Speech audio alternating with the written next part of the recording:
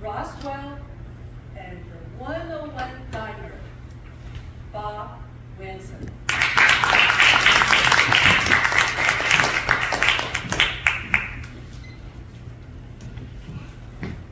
For over 50 years, I have been fascinated by what many witnesses claim was the crash of an alien spaceship in the desert near Roswell, New Mexico in 1947. Two things became clear to me. One, it is very likely that alien bodies were recovered at the scene of the crash. And two, our government has lied to us about that crash. If I had any doubt about the recovery of alien bodies at Roswell, that doubt was erased once and for all 3 days before Christmas in 2022, thanks to a chance encounter with a stranger at the 101 Diner. By way of background, evidence for alien contact with Earth increased dramatically right after the United States dropped 2 atomic bombs on civilian populations in 1945. Immediately thereafter, strange blips appeared on the radar screen at Roswell Army Air Force Base, home of the world's only nuclear-powered military unit. That was unbelievable to many, many, many people. However, it is clear to me that it actually did happen. And once those blips appeared on the screen, they disappeared in a thunderstorm. A rancher nearby heard a huge explosion, notified the authorities, and the military sealed off the entire area and retrieved everything related to the crash. And then the proverbial smoking gun. The Army put out a press release, and it appeared as the headline in the local Roswell newspaper on July 8th. The headline read, "Army recovers flying saucer on ranch near Roswell." Somebody in Washington thought, oops, that needs to remain a secret.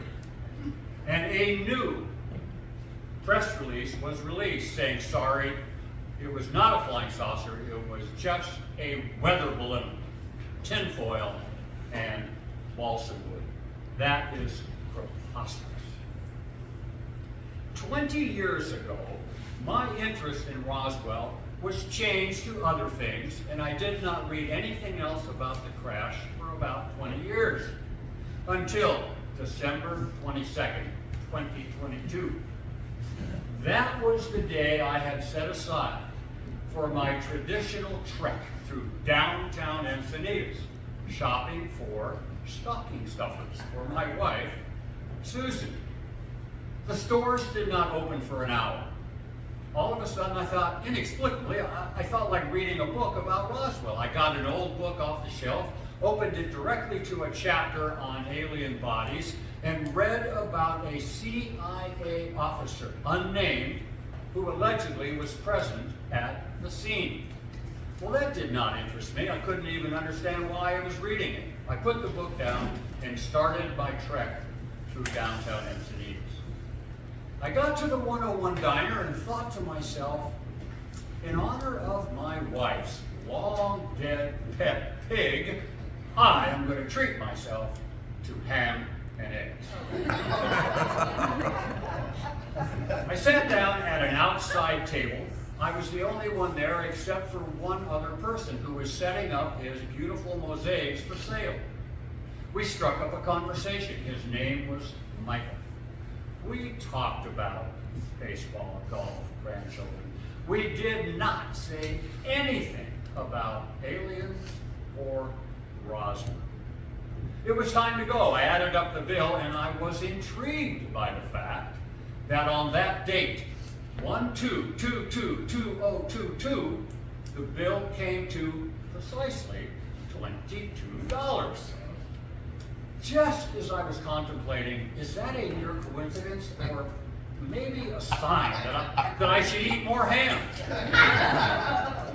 Michael blurted out, unrelated to anything we had talked about. Bob, do you believe in aliens? I said yes. He said, I don't believe. I know. And he related the following story.